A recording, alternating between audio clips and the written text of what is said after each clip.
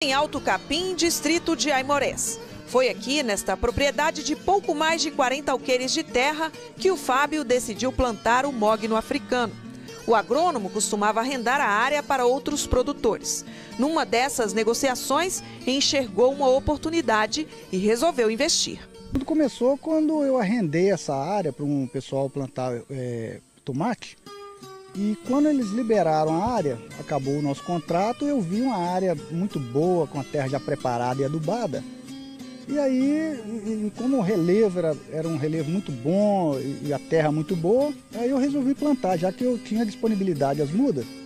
E aí eu resolvi fazer um experimento aqui com duas variedades. Hoje a propriedade tem 5.000 pés de mogno africano que ocupam uma área de 12 hectares, a maioria da espécie Caia ivorense.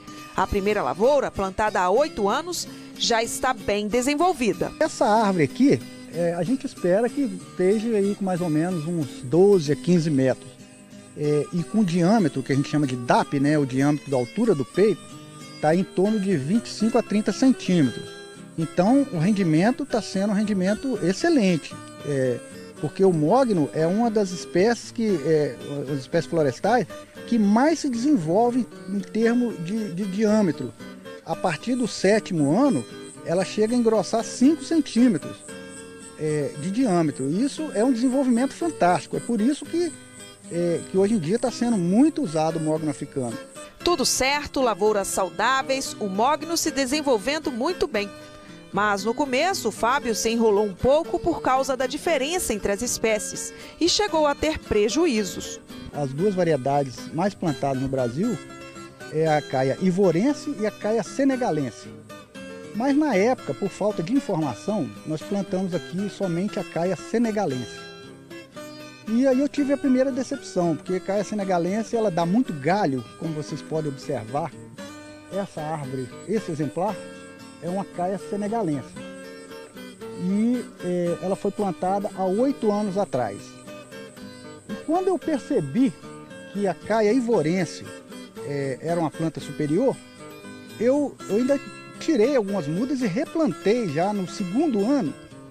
E olha para você ver a diferença. Essa aqui é uma caia ivorense plantada 1 ano depois da caia senegalense. Então olha para você ver a diferença da dimensão da árvore. A caia senegalense, ela vai muito bem em região que chove pouco, a região do Nordeste, por exemplo. É uma árvore de baixo rendimento.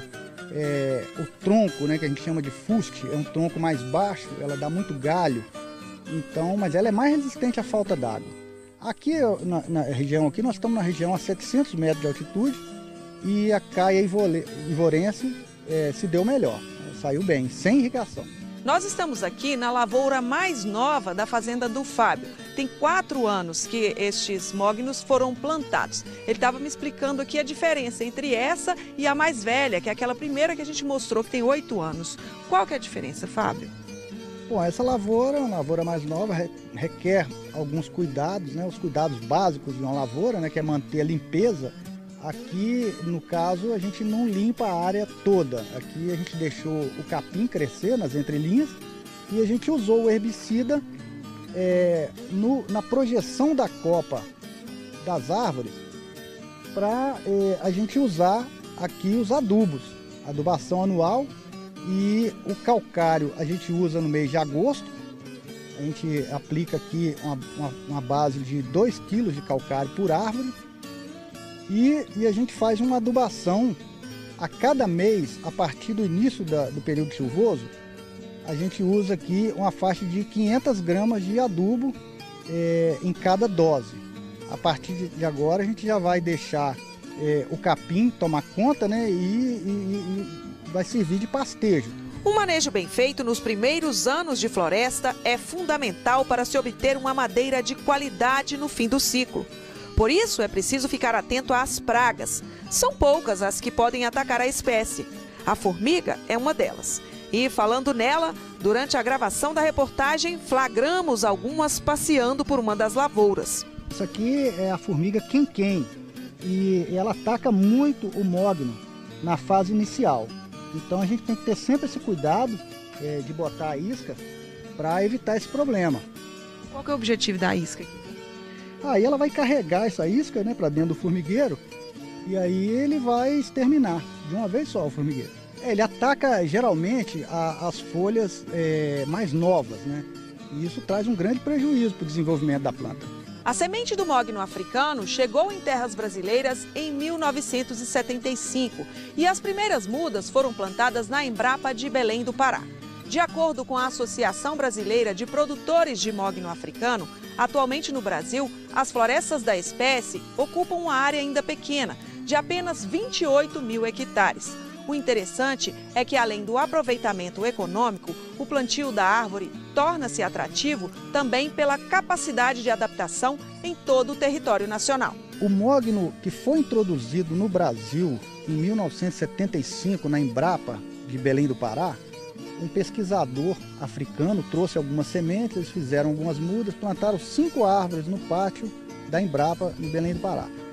E essas árvores hoje estão com quase 30 metros de altura e elas já estão com mais de 1,30 m. Foi feita a medição há 3 anos atrás, ela estava com 1,30 m de diâmetro, entendeu? Então é um crescimento que chamou a atenção dos pesquisadores. É por isso que houve interesse de se propagar esse plantio.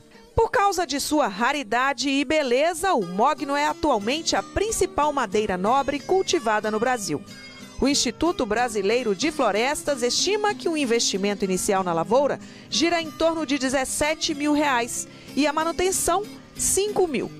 É um investimento com retorno a longo prazo, mas com um lucro bem atraente, que o Fábio espera começar a ter daqui 12 anos, quando fará a primeira colheita. Hoje, o mogno está avaliado em R$3 mil o metro cúbico.